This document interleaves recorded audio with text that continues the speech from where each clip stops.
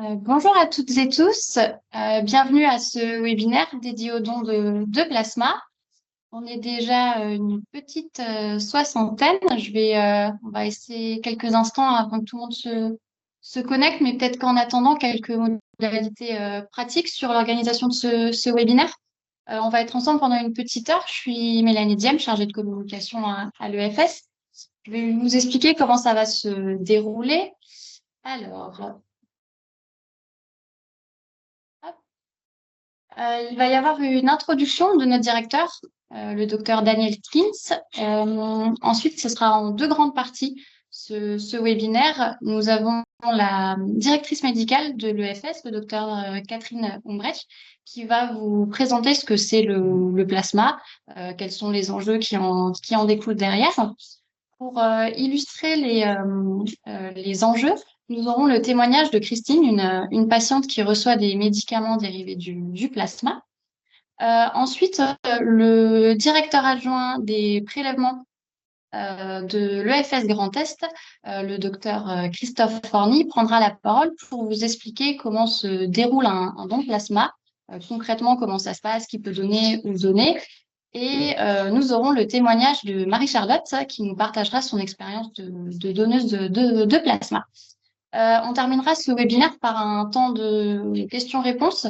Il y a Sandra qui est la directrice de la communication qui, tout au long du webinaire, recensera vos questions. Vous pouvez poser vos questions via la conversation. Donc, n'hésitez pas à poser vos questions tout le long. On y répondra à la fin. Dernier point pratique, ce webinaire est enregistré et un lien replay vous sera envoyé d'ici demain. Donc, vous pourrez le voir, le revoir et le repartager.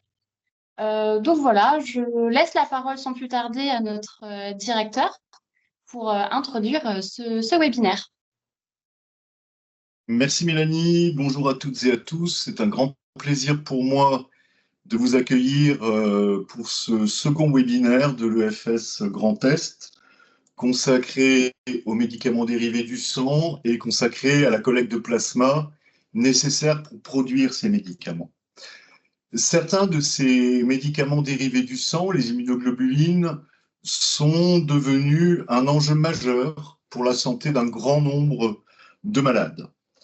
Les besoins augmentent constamment d'année en année, au point que des pénuries peuvent survenir assez régulièrement, compromettant grandement la prise en charge de ces patients. Vous comprendrez aisément que, à partir de là, nous devons être aujourd'hui au rendez-vous de ces malades en augmentant considérablement nos prélèvements de plasma. Et ce sont bien ces enjeux-là que nous souhaitons aujourd'hui partager avec vous, sur lesquels nous souhaitons échanger avec vous. Mélanie l'a dit, nous parlerons des besoins, de l'utilisation de ces médicaments dérivés du sang, de la collecte de plasma. Nous vous proposerons également le témoignage de malades, le témoignage de donneurs, et enfin, je l'espère, un moment d'échange le plus riche possible. Je vous souhaite à toutes et à tous, sans plus tarder, un très bon séminaire consacré au plasma et aux médicaments dérivés du sang. Merci.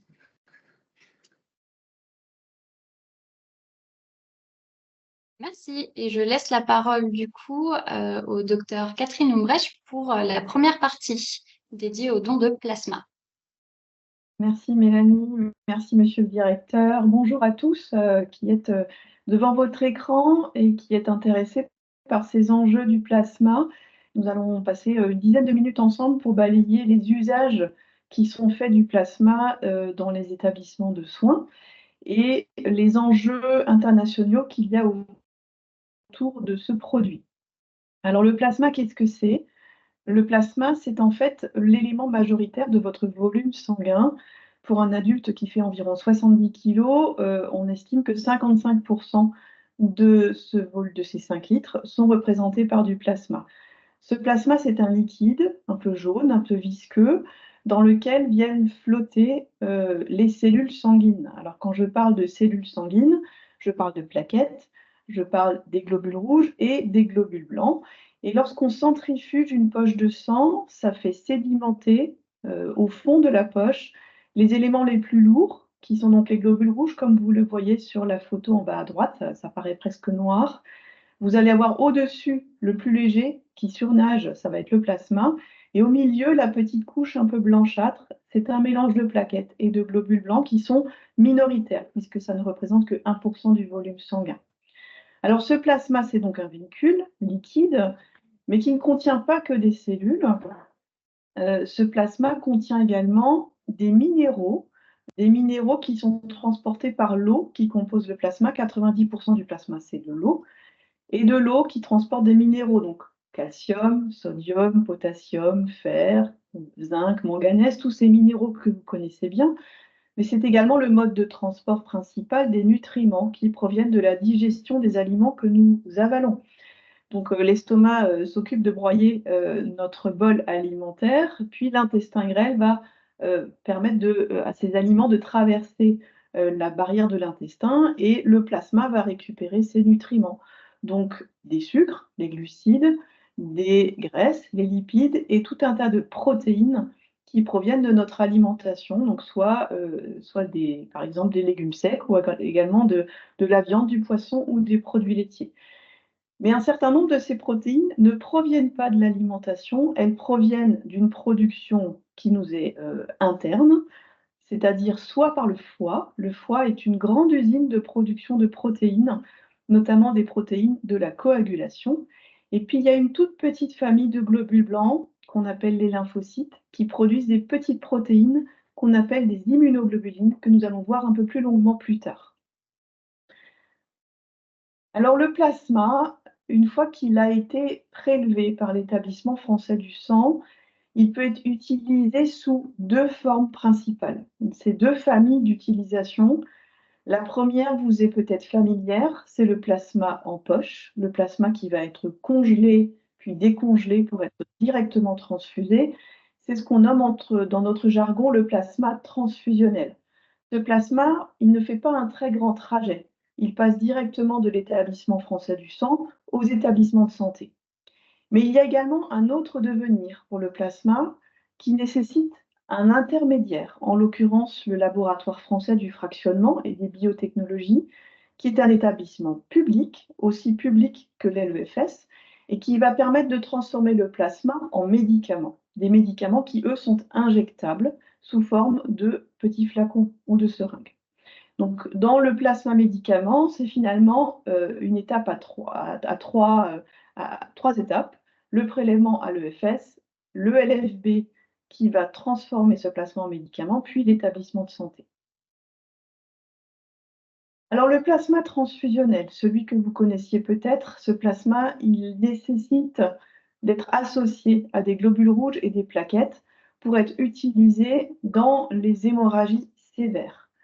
Quand on parle d'hémorragie sévère, c'est un patient qui a perdu au moins un demi-litre de sang, donc 500 millilitres, sachant qu'il n'y a pas de limite vers le haut de la quantité de sang perdu. Alors ça peut concerner des accidents de la route, comme j'ai mis des photos sur la droite. Ça peut concerner également des interventions chirurgicales, notamment les interventions qui sont sur le système cardiovasculaire, par exemple une transplantation cardiaque. Ça saigne beaucoup, ça nécessite de transfuser en parallèle. Mais ça concerne également malheureusement encore quelques femmes qui saignent de façon importante à l'accouchement, les hémorragies du placenta, le placenta qui ne se décolle pas bien à la fin de l'accouchement, les hémorragies de la délivrance peuvent encore nécessiter un support transfusionnel important. Pour vous donner une idée des proportions qu'on utilise en transfusion, pour remplacer 2,2 litres de sang perdu, donc à peu près presque la moitié du volume sanguin d'un adulte, il va falloir transfuser 4 poches de globules rouges pour une poche de plaquettes et pour 4 poches de plasma. Alors certains patients sont transfusés de 20, 40, 60, 80 produits dans les 24 premières heures de leur hémorragie sévère. Ça nécessite donc des stocks suffisants pour répondre à ces demandes qui sont ponctuelles mais massives. Le deuxième usage concerne le plasma qui devient donc un médicament. Je vous ai parlé du laboratoire français du fractionnement et des biotechnologies. C'est un établissement qui appartient à l'État français à 100%, donc à vous, à moi. Et ce laboratoire, qui est un industriel du fractionnement du plasma, reçoit du plasma prélevé en France par l'EFS. Ce plasma arrive sous forme congelée. Il va être décongelé par le LFB, mélangé dans des grandes cuves de plusieurs centaines de dons de plasma. Et secondairement, le LFB utilise des procédés chimiques, physiques, qui vont permettre de séparer les différentes protéines du plasma et d'en faire des médicaments sous forme de petits flacons. Alors, je parle bien de médicaments injectables. On ne sait pas faire de comprimés à partir des protéines qui sont présentes dans le plasma. On va maintenant un peu les détailler, les différentes familles de médicaments qui sont fabriqués par le LFB. Alors, la protéine majoritaire du plasma, c'est l'albumine. Alors, l'albumine, vous la connaissez, c'est la protéine du blanc d'œuf, par exemple. Donc, dans ce cas-là, c'est l'albumine des oiseaux, l'ovalbumine. Mais il existe une forme humaine de l'albumine qui est la protéine majoritaire du plasma. Et c'est une protéine qui permet de retenir l'eau dans les vaisseaux sanguins et de transporter tout un tas d'hormones et des médicaments. Elle est principalement utilisée, cette albumine, sous forme de flacons injectables pour les services de réanimation, les services qui s'occupent des maladies du rein et les services de gastro-entérologie, donc les maladies digestives et du foie. Donc les néphrologues, les spécialistes du rein, l'utilisent pour compenser les fuites d'albumine lorsque le rein est tellement malade qu'il y a une fuite d'albumine dans les urines. Lorsque le foie est très malade, il n'est plus capable de fabriquer de l'albumine humaine et dans ces cas-là, les gastro-entérologues l'utilisent pour compenser un déficit de production. Et enfin, dernier usage qui concerne plutôt les réanimateurs, eh bien, il y a des patients qui présentent des brûlures cutanées extrêmement graves suite à des brûlures thermiques ou des brûlures chimiques. Mais il y a également certains patients qui font des allergies graves à des médicaments, par exemple des antibiotiques, avec des décollements cutanés massifs. Dans ces cas-là, les patients se déshydratent et perdent en fait beaucoup d'eau et de protéines du plasma qu'on va supplémenter en passant des flacons d'albumine. L'autre famille d'usage des médicaments dérivés du sang, ça va être les facteurs de coagulation, qui sont donc fabriqués par le foie et qui permettent de stopper un saignement lorsqu'on fait une brèche dans un vaisseau sanguin. Alors lorsqu'il y a une brèche dans un vaisseau sanguin, par exemple, hier soir je me suis coupée en épluchant mes carottes, eh bien, vous savez bien que ce saignement ne dure pas très longtemps. En 6-7 minutes, ça s'arrête tout seul lorsque la brèche est de petite taille. Tout ça, c'est grâce aux plaquettes qui viennent repérer la brèche dans le vaisseau, qui viennent se coller les unes aux autres. Elles vont sortir leurs petits bras et s'accrocher ensemble. Et elles vont former une sorte de filet de pêche dans lequel viennent s'encastrer les poissons, donc en l'occurrence les globules rouges et les globules blancs. Et puis la colle qui vient consolider en fait le filet avec les globules, ça va être les protéines du plasma qui viennent former des ponts entre les différents globules. Donc ces protéines de la coagulation, elles vont être utilisées sous forme de médicaments pour traiter les patients qui ont un déficit de production de une ou deux ou plusieurs protéines. Historiquement, les premières protéines qui ont été fractionnées pour un usage de coagulation, c'était le traitement de l'hémophilie. Aujourd'hui, il y a un autre usage aussi. Vous avez peut-être dans votre entourage des patients plutôt âgés qui nécessitent un traitement anticoagulant, comme le Préviscan, le Syntron, la Coumadine. Et ces médicaments peuvent malheureusement de temps en temps être difficiles à doser. Il peut y avoir des surdosages. Eh bien, à l'hôpital, on peut du coup avoir l'antidote qui est constitué des facteurs de coagulation qui sont en fait l'antidote de ces médicaments anticoagulants. Aujourd'hui, les besoins sont stables pour ces médicaments. Troisième famille de médicaments dérivés du plasma, c'est les sérums anti-infectieux. Vous avez régulièrement des patients qui arrivent aux urgences pour se faire suturer suite à des plaies qui sont liées à du bricolage ou du jardinage. Donc ça peut être des plaies qui sont liées à des cils rouillés, ou alors là on a l'exemple d'un barbelé qui est rouillé, ou alors les rosiers aussi peuvent être très à risque de transmettre le tétanos. Et donc, on va demander au patient s'il a été récemment vacciné contre le tétanos. En général, il n'est pas à jour de sa vaccination, donc on va lui faire un rappel de sa vaccination, mais on va également, pour éviter qu'il tombe immédiatement malade du tétanos, lui administrer du sérum antitétanique qui aura été fractionnés par le LFB à partir du plasma de donneurs de sang qui, eux, ont été récemment revaccinés contre le tétanos. Sur le même exemple, on produit également, à partir du plasma de donneurs de sang, des sérums contre l'hépatite B. Donc ça, en l'occurrence, le produit s'appelle Ilebex, comme vous l'avez en bas à droite sur la diapositive. Et puis enfin, j'en arrive au nerf de la guerre, et qui justifie pleinement qu'on puisse parler davantage de plasma dans la population française. C'est les besoins en immunoglobulines. Ces immunoglobulines qui sont donc un médicament dérivé du plasma.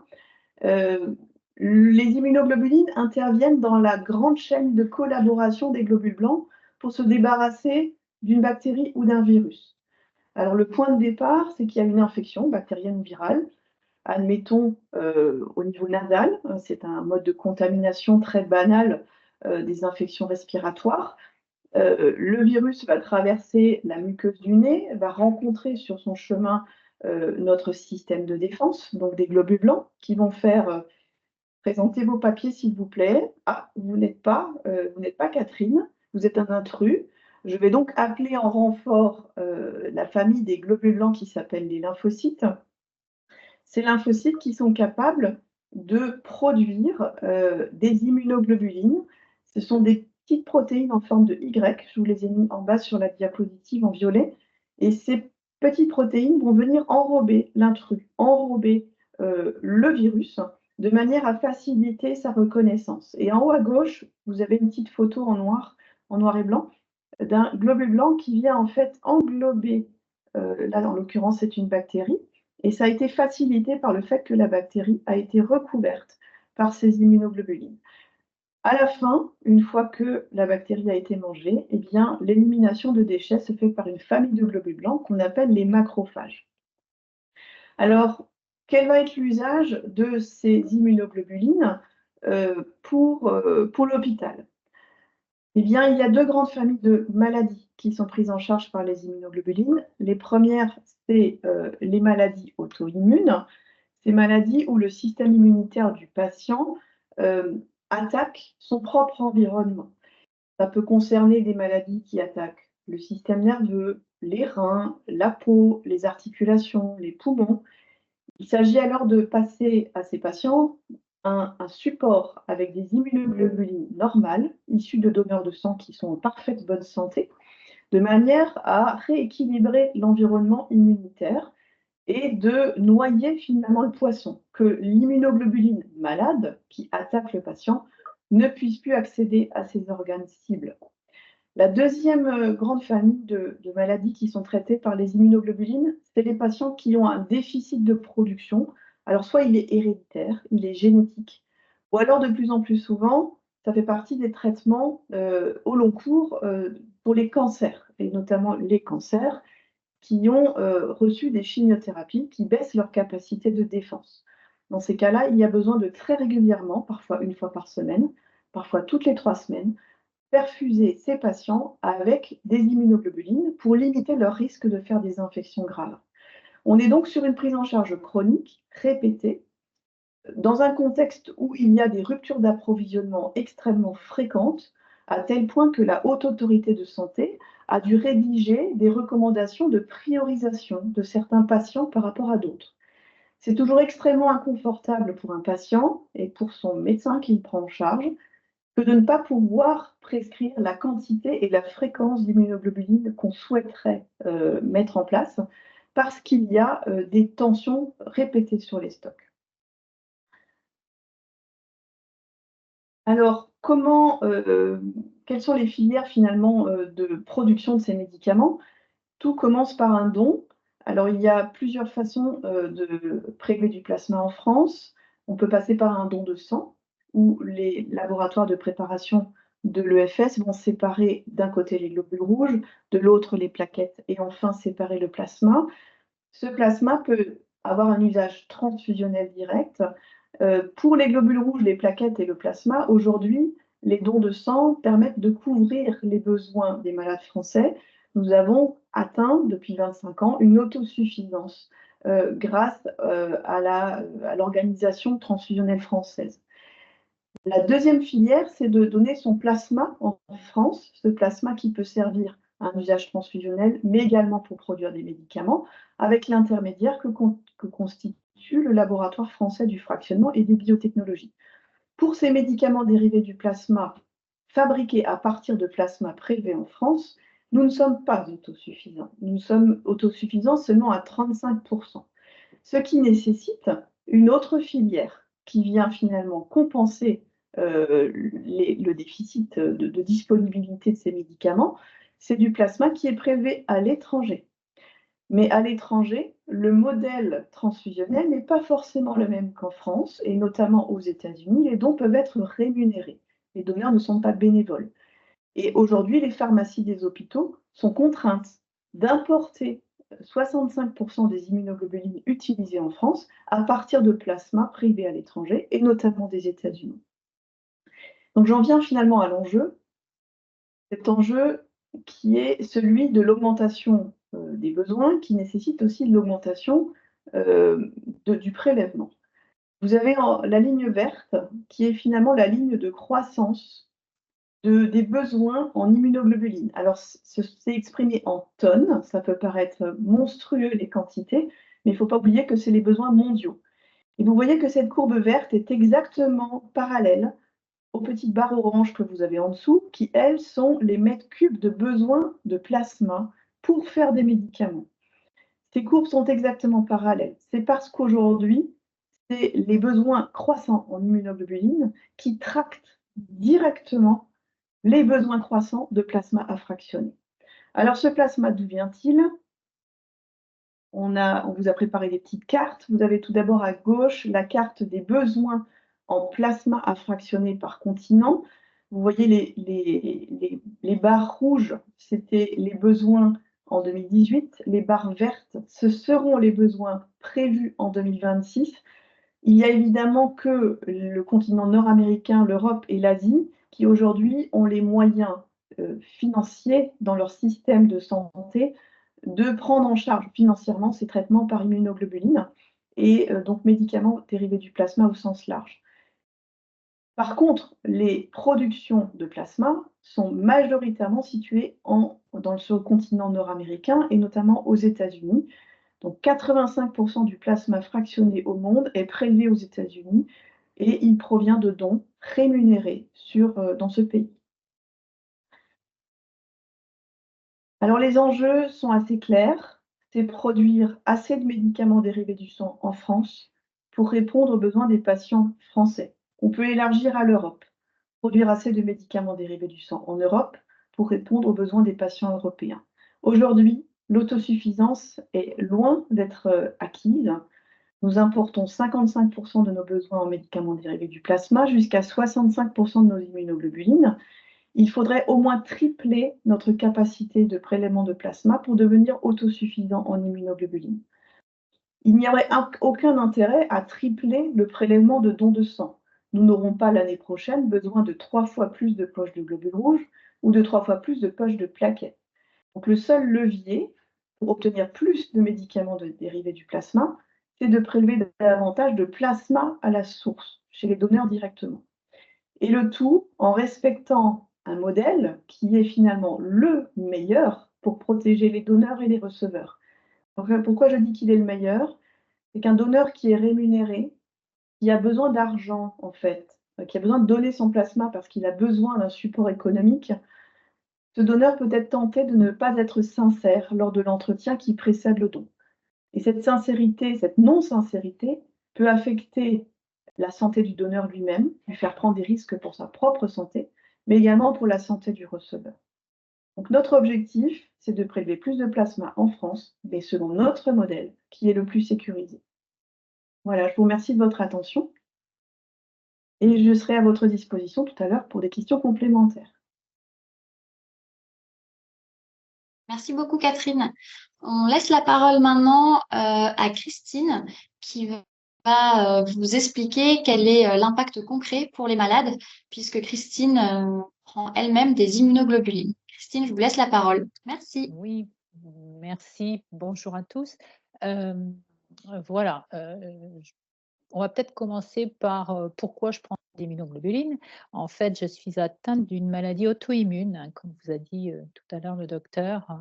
Voilà, c'est un traitement pour certaines maladies auto-immunes. La mienne, c'est une neuropathie périphérique des immunitaires.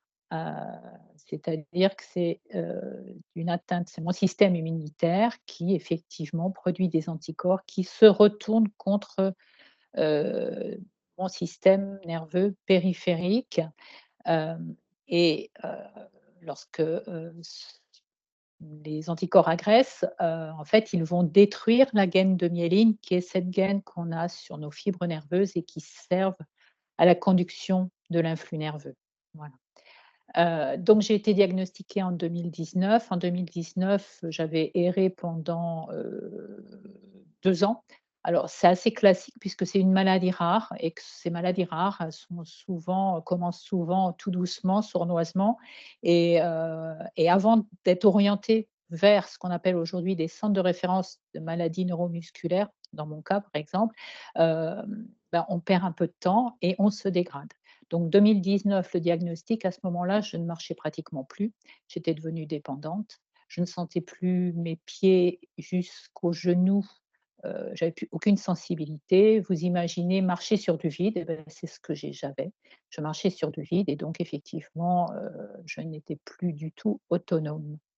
On m'a très vite, proposé ce traitement d'immunoglobulines et donc j'allais à l'hôpital, 5 jours, par mois pour faire des perfusions d'immunoglobulines et au bout de 3 mois, j'ai progressivement retrouvé, de la sensibilité et petit à petit, j'ai réussi à me remettre sur mes jambes.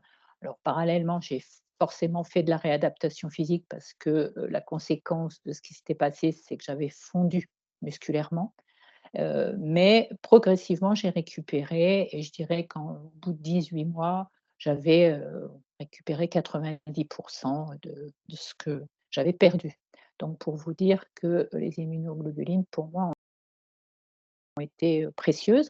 Hem, alors, ju juste peut-être pour vous dire, moi je suis une grande consommatrice d'immunoglobulines hélas. En fait, comme j'ai une maladie qui est assez résistante, on est quand même avec une dose importante, puisque je consomme quand il n'y a pas pénurie, je consomme 30 grammes d'immunoglobulines toutes les semaines. Moi, j'ai des immunoglobulines sous-cutanées que je fais moi-même. Et ça veut dire que quand on fait le calcul sur un an, je consomme 1 560 grammes par an d'immunoglobulines. Ce qui veut dire que pour obtenir ces 1 560 grammes, en fait, mon traitement va, dépendre d'environ, 580 dons de plasma. C'est énorme. Je m'étais amusée à faire ce calcul et en fait, ce sont des chiffres qui vous montrent, ce que peut consommer un patient, atteint d'une maladie auto-immune. Voilà. Heu, oui, alors, mes immunoglobulines viennent des États-Unis. Donc l'autosuffisance pour moi, c'est vraiment souhaitable. Je préférerais nettement avoir des produits français ou européens, mais je préférerais effectivement, je serais plus à l'aise avec, un produit, voilà, français, c'est évident, quand on sait effectivement que, les dons, aux États-Unis sont quand même, loin d'être éthiques, on va dire. Heu, bon, en sachant aussi que je serais, plus rassurée d'avoir un produit, voilà, qui soit, produit, avec nos normes, avec au moins des normes européennes. Heu, Qu'est-ce que je voulais dire? Je voulais vous dire qu'en fait, i ces immunos, pour moi, c'est le seul traitement, aujourd'hui qui soit possible, hein. Il y a aussi, bon, des fois, on peut nous proposer de la cortisone dans nos pathologies. Moi, c'est pas possible pour d'autres raisons médicales. Donc en fait, voilà, je suis ma vie dépend des immunoglobulines. Donc en fait, c'est tout simplement essentiel pour moi. C'est pour ça aussi qu'aujourd'hui je suis avec vous, que j'accepte toujours quand l'EFS me sollicite parce que c'est le minimum que je puisse faire parce que moi, je reçois beaucoup, hein. Moi, je suis une mamie et je suis contente de voir grandir mes petites filles. Sans ces immunoglobulines, depuis 2019, je ne suis pas sûre qu'aujourd'hui je serai là pour témoigner. Donc voilà, pour tout ça, pour vous dire que ma vie est belle. Elle est belle, grâce à vous les donneurs, donc on a vraiment besoin de vous. Et puis, une histoire hier, au sein de l'association, heu, dont je m'occupe, j'assure l'écoute des patients et hier un papa m'a appelé pour sa petite fille Margot, qui a 6 ans, qui vient d'être diagnostiquée de la même pathologie que moi. Et en fait, il avait plein de questions sur le traitement, sur effectivement ce que ça pouvait, impliquer. Mais quand on a fini de discuter, il m'a dit: «Bah, finalement, grâce aux immunoglobulines, elle répond super bien, donc ma fille va vivre normalement». Et je lui dis: «Bah, écoutez, oui, il y a de grandes chances que Margot ait une belle vie, elle aussi». Donc pour vous dire qu'il y a de plus en plus de patients. Il y a aussi beaucoup d'enfants, hein, qui ont besoin de ce traitement. Donc, les besoins, vous l'avez vu, hein, ils sont énormes, ils vont augmenter. Donc les besoins en immunoglobulines vont être, de plus en plus croissants et par conséquent, on a besoin de donneurs. À chaque fois qu'il y a une pénurie, alors, moi j'ai vécu celle de 2021. Hem Et de manière sévère, hein, parce qu'on a plus qu'allégé mon traitement et j'avais pas d'atteinte au niveau des mains. Et pendant cette période, en fait, en 6 mois, la maladie s'est remise à progresser et j'ai aujourd'hui des atteintes au niveau des doigts, donc j'ai une perte de sensibilité importante, donc qui fait que dans les petits mouvements de la vie, ouvrir une bouteille, voilà, tenir un verre, parfois c'est compliqué. Actuellement, on m'a diminué mon traitement de 30, donc je suis moins bien que lorsque j'ai la dose complète. Heu, Comment je suis moins bien? C'est que je sens déjà moins bien mes orteils et les dessous des pieds. J'ai une motricité qui est moins fluide, donc voilà, c'est beaucoup plus compliqué. J'ai une fatigue qui s'accroît, donc en fait, pour vous dire que, la maladie nous rattrape très vite si on n'a pas notre traitement. Voilà, donc ce que je voulais vous dire en tout cas à tous, merci beaucoup parce que c'est grâce à vous tous que ma vie est très, très belle. Voilà. Je répondrai bien sûr à vos questions si vous le souhaitez un peu plus tard. Merci beaucoup, Christine, pour ce témoignage très parlant et très touchant. C'est ce qu'on peut déjà lire dans le chat. Du coup, on va passer à la deuxième grande partie de ce webinaire. C'est concrètement comment donner son plasma. Je laisse la parole au docteur Christophe Forny. Oui, bonjour à tous les auditeurs. Je suis ravi que vous soyez parmi nous. Nous avons donc vu quelles étaient les utilisations possibles des protéines du plasma. On a eu un témoignage très instructif concernant les patients qui peuvent en bénéficier. Et bien là, je vais vous expliquer comment faire pour finalement donner votre plasma, quelles sont les conditions et les moyens, les possibilités de donner. Alors, le don de plasma, sur la dia suivante, se déroule dans son cheminement, comme pour un don de sang, pour ceux qui en ont déjà fait. Ça consiste à se présenter sur une maison du don qui effectue des prélèvements de plasma, qui va procéder à votre accueil, inscription, vérification de votre aptitude le jour du don par un entretien médical préalable, par le prélèvement, on verra après dans le détail comment il se fait, et puis bien sûr par la surveillance collation, la pause de 20 minutes, de manière à pouvoir restaurer ses ressources. Au préalable, il y a une habitude que les donneurs peuvent prendre quand ils donnent en sang, mais aussi en plasma, c'est de s'auto-évaluer. J'ai pu voir dans le chat un certain nombre de vous qui posaient des questions, si je pouvais donner en étant en voyage, etc. Eh ben, ce réflexe permet sur notre site internet, via une série de questions, d'évaluer son aptitude et son aptitude pour un don défini, plasma ou sang, ce qui évite parfois des déplacements inutiles et peut-être aussi des auto-exclusions par excès, où on se dit bah, j'ai pas besoin d'y aller parce que j'ai pris tel médicament, j'ai fait tel voyage, donc je ne peux pas donner. Et en se scrillant sur sur cette auto-évaluation sur Internet, ça permet parfois de rattraper des malentendus. Donc ça, c'est vraiment un exercice que j'invite les gens à faire. Et sur ce site également, vous pouvez retrouver toutes les maisons du don qui effectuent des dons de plasma, puisqu'on est là sur la plasmaphéreuse, par région, par département. Vous y trouvez toutes les informations utiles, l'adresse, les horaires et bien sûr le moyen de prendre directement rendez-vous, puisque les dons de plasma se font sur rendez-vous du fait de la durée de leur prélèvement. Ces rendez-vous sont accessibles également via le site internet, ou si vous êtes à l'aise, vous pouvez vous-même poser votre rendez-vous, ou alors il peut se faire également en nous appelant au centre d'appel qui vous placera un rendez-vous sur la maison du don que vous aurez retenu. Donc voilà pour les préalables au niveau de la prise de rendez-vous et les possibilités de vous présenter sur des maisons du don. J'ai vu aussi dans le chat certaines personnes qui demandaient pourquoi est-ce que ces prélèvements de plasma ne se font pas en équipe mobile. Il faut savoir que les machines qui servent à prélever, vous envoyez un exemplaire qui s'appelle des machines de séparateurs de plasma.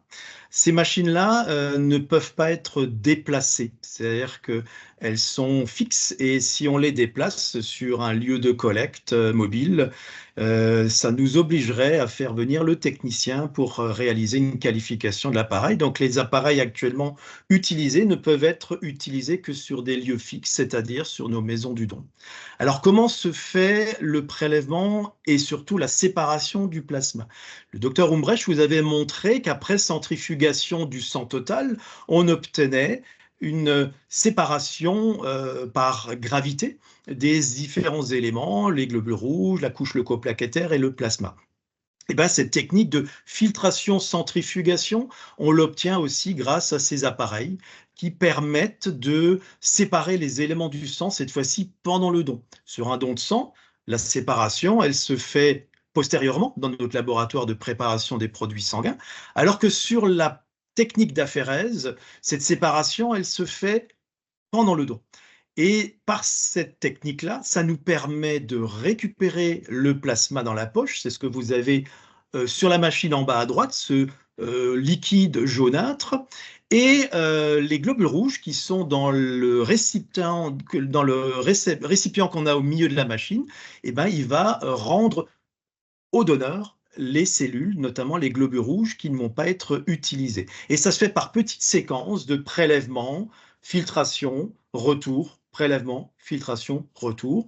L'appareil fait à peu près une dizaine de ces petites séquences, de ces petits cycles de prélèvement, de manière à obtenir à la fin un volume de plasma bien supérieur à ce que l'on peut obtenir pour une poche de sang, puisque pour une poche de sang, on a à peu près 250 à 300 millilitres de plasma qu'on peut recueillir, puisque là, le facteur limitant du volume à prélever, c'est évidemment les globules rouges. Si on prélevait 1 litre de sang total, on aurait derrière des conséquences en termes de carence en fer, et voire même d'anémie, évidemment. Donc, c'est limité à 500 millilitres de sang total quand on fait un prélèvement de sang total. En revanche, sur le plasma, on n'est pas limité par cette carence en globules rouges, et ça permet de prélever plus. Et donc, on peut prélever jusqu'à 2 à 3 fois plus de plasma à partir d'une plasma d'aphérèse que ce qu'on obtient à partir d'une poche de sang. Les 750 ml de plasma, c'est le volume maximum de plasma que l'on peut recueillir.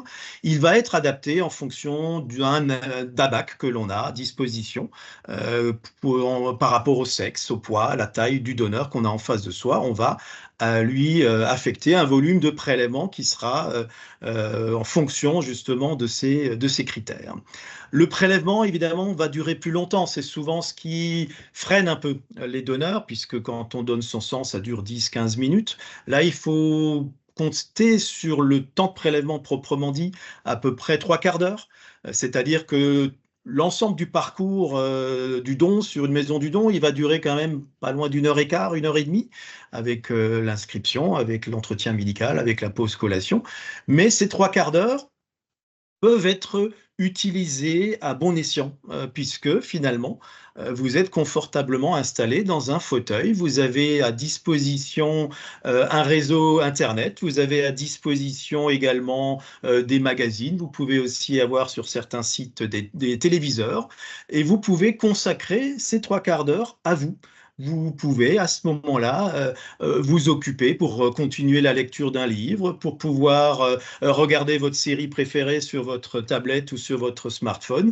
C'est aussi ce moment que vous allez pouvoir vous consacrer, donc vous donner pour les autres, mais c'est un temps que vous allez pouvoir peut-être aussi utiliser pour vous, puisqu'on est tous en train de courir après le temps. Ben là, vous avez 3/4 d'heure, 1 heure qui sont que pour vous, où vous êtes installé et vous pouvez faire autre chose que ce que vous faites dans la vie quotidienne. Alors, qui c'est qui peut donner? Au niveau des âges, on doit être majeur, bien entendu, comme pour le don de sang.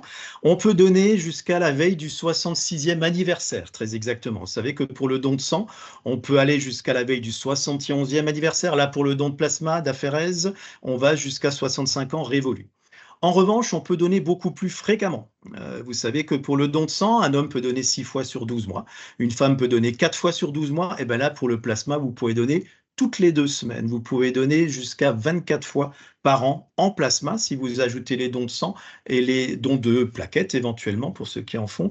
En dons cumulés, tout don, on peut faire 24 dons dans l'année. Donc on peut très bien faire des dons de sang sur les lieux de collecte habituels, son domicile, son lieu de professionnel. Et puis, entre les dons de sang, vous pouvez intégrer un ou plusieurs dons de plasma, puisqu'il faut 2 semaines de délai entre 2 dons de plasma, mais aussi 2 semaines entre un don de sang et un don de plasma.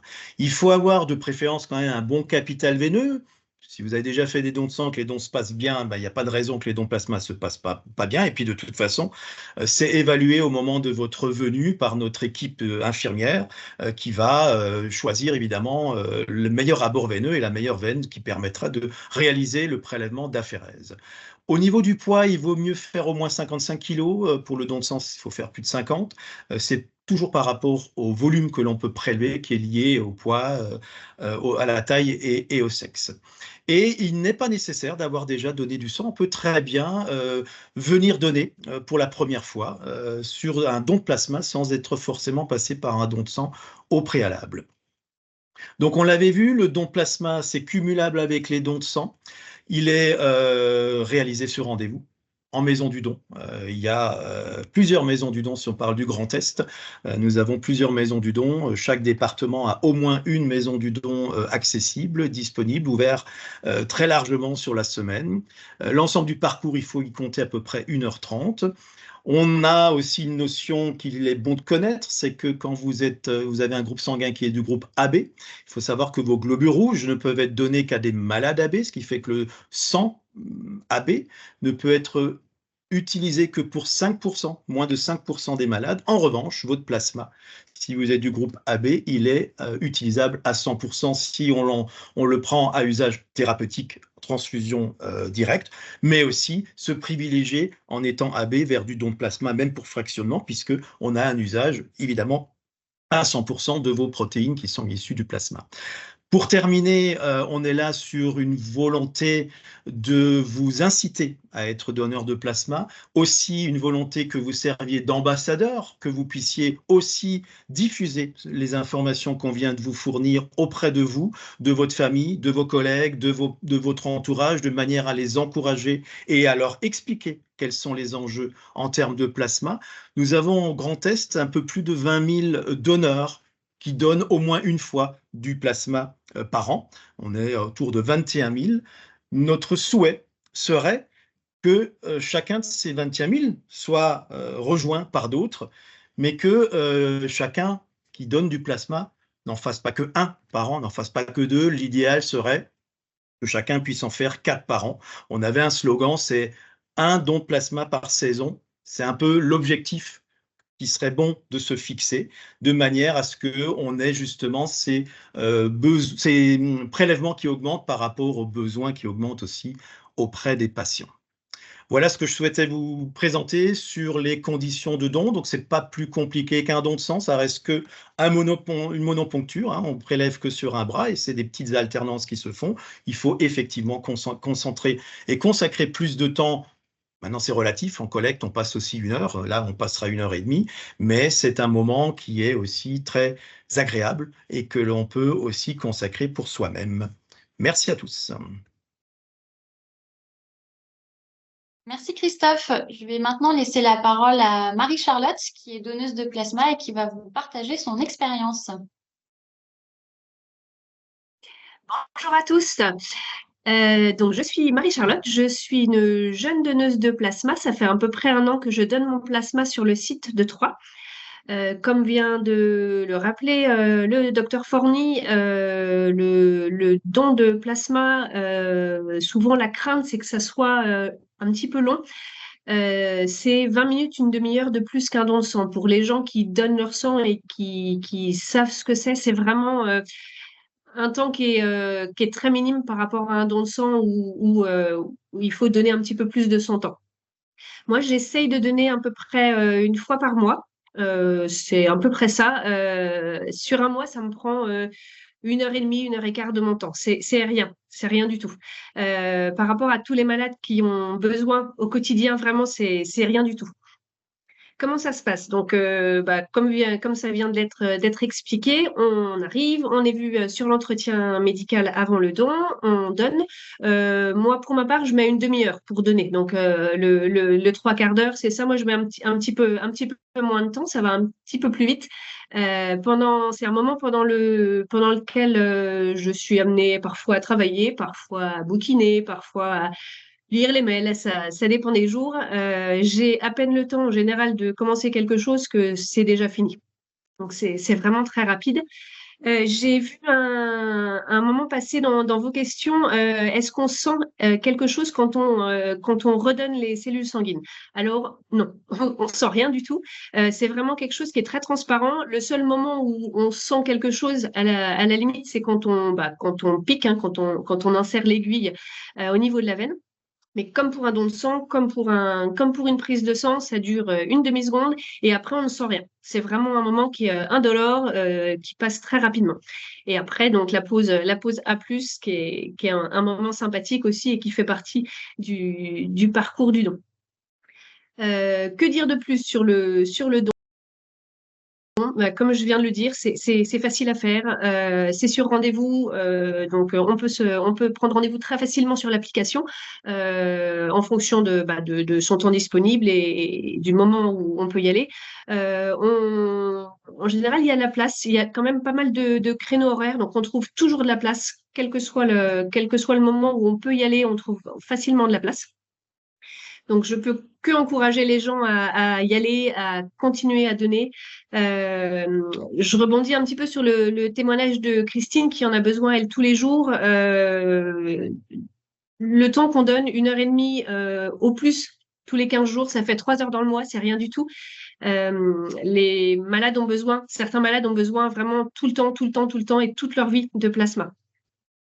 J'ai moi-même été amenée à donner du plasma parce que j'ai une petite fille qui va avoir 3 ans maintenant, qui est née avec une grosse malformation cardiaque et qui a subi 2 interventions chirurgicales. Donc, comme l'a dit le docteur Ambrecht, qui sont des chirurgies qui saignent beaucoup et qui ont besoin de transfusion. Donc, ma fille a été plusieurs fois transfusée. Donc, je peux que dire merci à tous les donneurs qui donnent régulièrement pour ma fille, parce que grâce à ça, grâce à la chirurgie et grâce aux dons de plasma et aux transfusions, elle peut vivre et elle est en pleine forme maintenant. Donc, je continue à donner, je continuerai à donner tant que c'est possible pour moi. Et j'encourage vraiment tout le monde à le faire. C'est vraiment un tout petit temps qui ne prend vraiment pas beaucoup de temps, mais qui sont très, très importants pour beaucoup de gens et beaucoup de familles.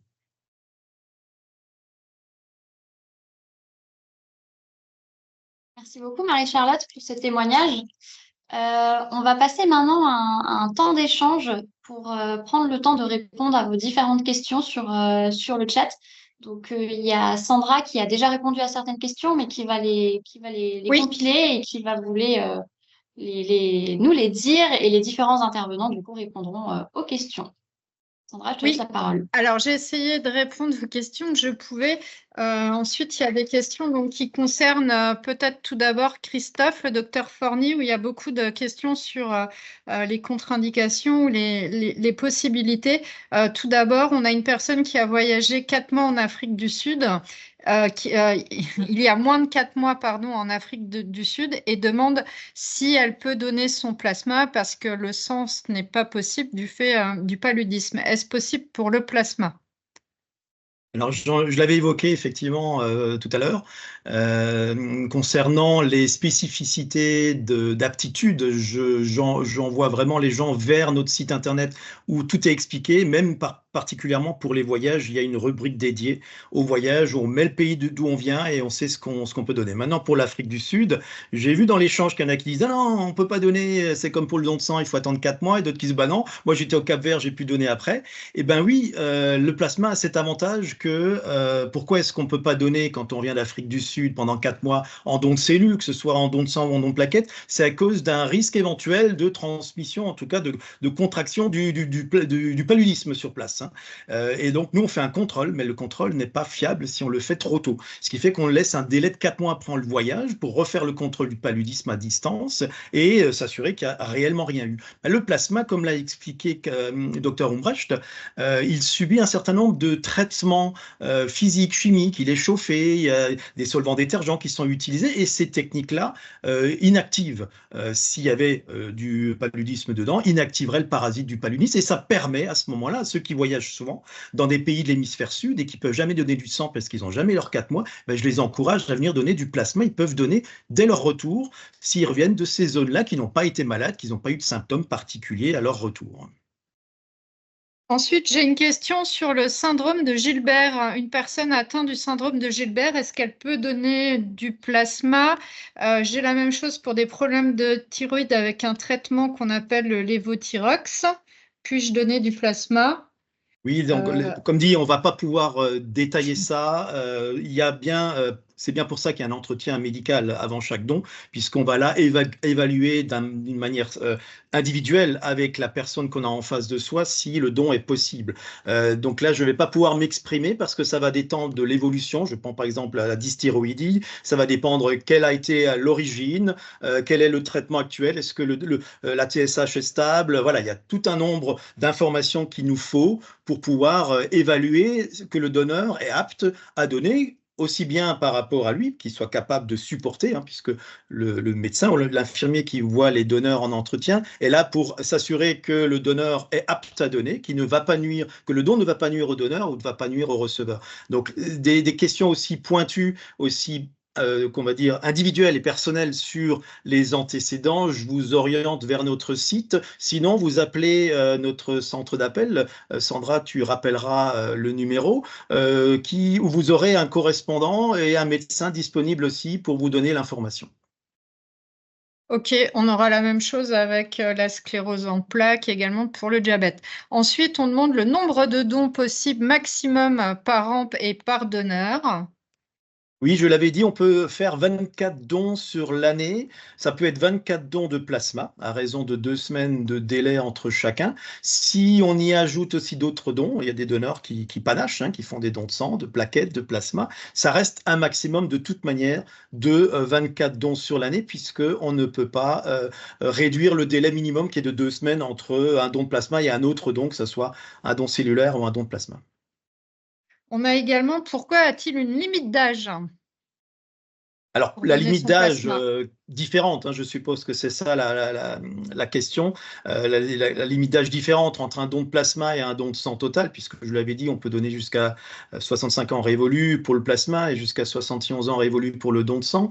Alors là, ça touche, alors déjà c'est réglementaire, hein, donc il y a la loi qui, en France, fixe les fréquences, qui fixe les âges, mais ça repose évidemment sur des données physiologiques, sur des données médicales. Je vous l'ai dit, le prélèvement de plasma plasma, il se fait avec ce qu'on appelle une circulation extracorporelle. C'est-à-dire qu'il y a votre sang qui va passer dans cet appareil pendant plusieurs fois et c'est plusieurs litres de sang qui vont être traités pendant les 3/4 d'heure. Et on considère qu'après un certain âge, les capacités de supporter ce type de prélèvement peuvent être diminuées et réduites par rapport à des personnes qui ont moins de 65 ans.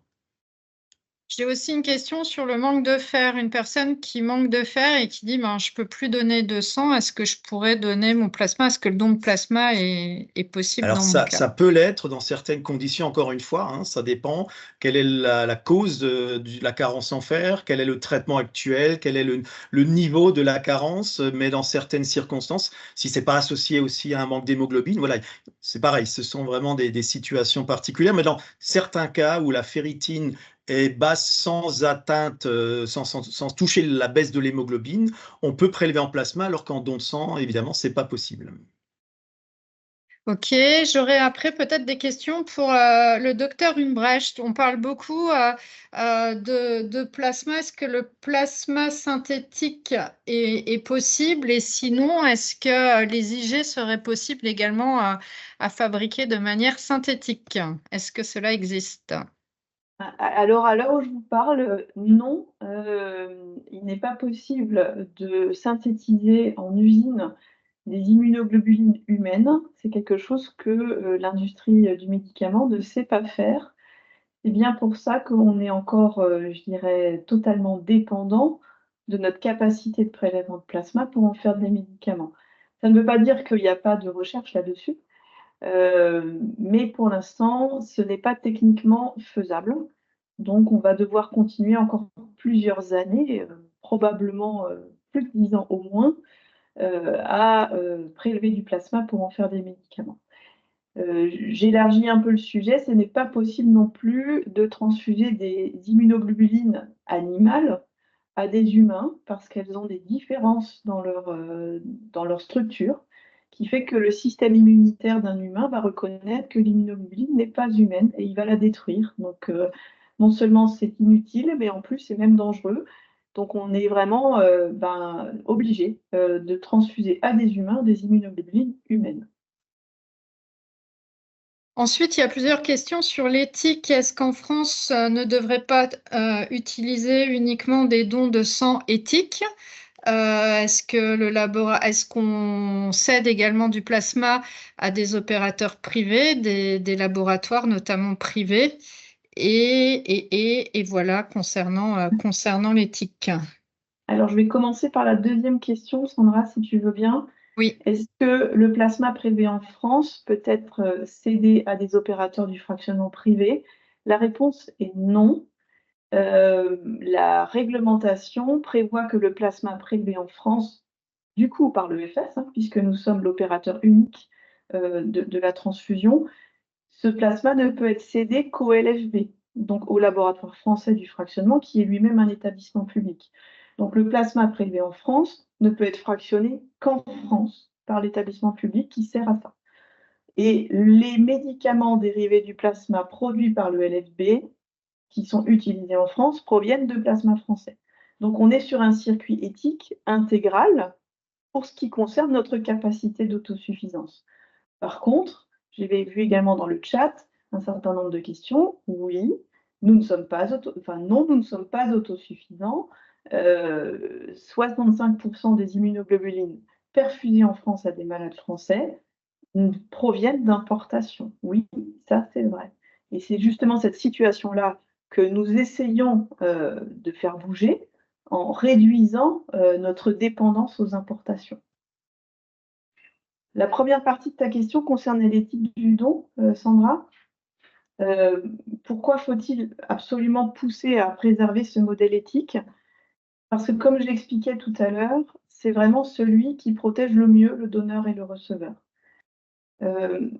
Lorsqu'un donneur est bénévole, il n'a aucun intérêt à, je dirais, falsifier ses réponses dans le questionnaire qui vise à vérifier sa santé et donc à le protéger lui et à protéger le receveur. Lorsqu'on introduit une rémunération pour un don, eh bien, on introduit un biais qui peut totalement changer finalement la relation de confiance qu'il y a entre le donneur et l'opérateur qui va prélever son plasma.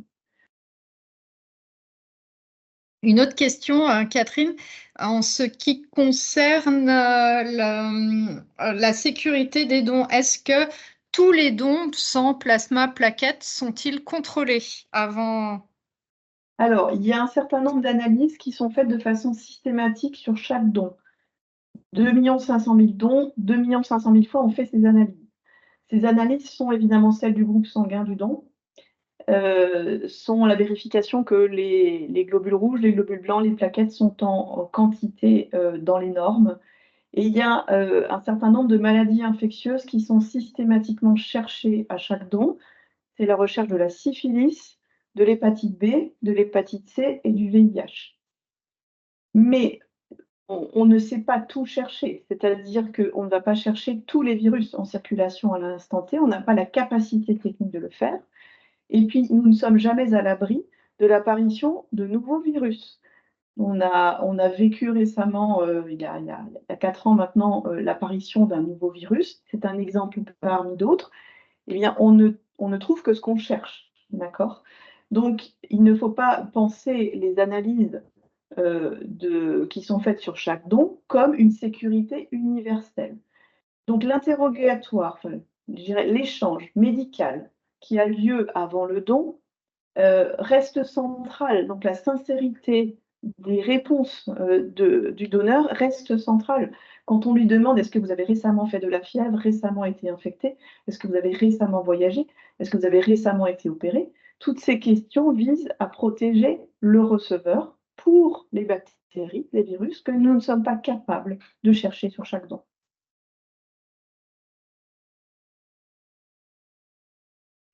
Voilà. Et nous avions encore une question sur est-ce que donner son sang tous les 3 mois fait baisser son taux de PFSAS? Est-ce vrai? Alors, les PFAS sont des substances chimiques qui proviennent de l'industrie, qui font actuellement, je dirais, la une de certains articles de journaux. Ces molécules ne sont pas du tout cherchées dans nos analyses qui sont faites sur chaque don, hein. Notre préoccupation concerne les maladies infectieuses principalement. Donc, nous n'avons actuellement pas données sur la présence de ces substances chimiques dans le sang des donneurs et encore moins de données sur les variations de concentration dans le sang des donneurs qui pourraient être liées à la pratique ou non du don du sang. Donc, monsieur, je ne suis pas capable de vous répondre parce que c'est toutes les choses qui ne sont pas faites à ce jour. Voilà, je pense qu'en tout cas, à ma connaissance, on a répondu à l'ensemble des questions. Comme vous l'a dit le docteur Forni, n'hésitez pas à nous contacter. Je vais mettre le numéro dans le chat du site et vous allez recevoir un mail avec le replay là, de la vidéo pour tout ce qui est contre-indication. On vous répondra personnellement, personne par personne. Et je crois que nous avons répondu à l'ensemble des questions.